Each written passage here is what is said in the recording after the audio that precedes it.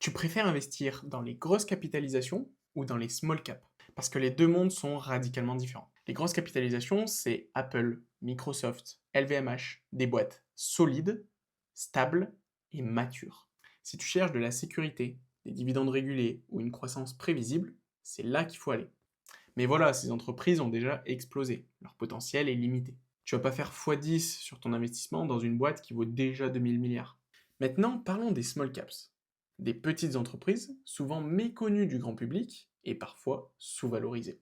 Le potentiel de croissance est énorme, mais le risque associé, lui aussi, est plus élevé.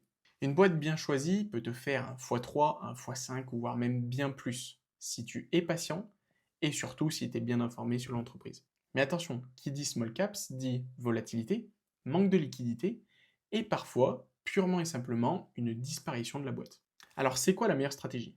Eh ben c'est pas forcément de choisir entre les deux, mais plutôt de composer intelligemment. Stabilité des grosses capitalisations pour sécuriser et l'audace des small caps pour booster ton rendement. Attention, cette vidéo n'est pas un conseil en investissement et investir comporte un risque de perte en capital. Alors, dis-moi en commentaire ce que tu préfères et n'oublie pas, la liberté financière est un voyage et nous sommes là pour le vivre ensemble.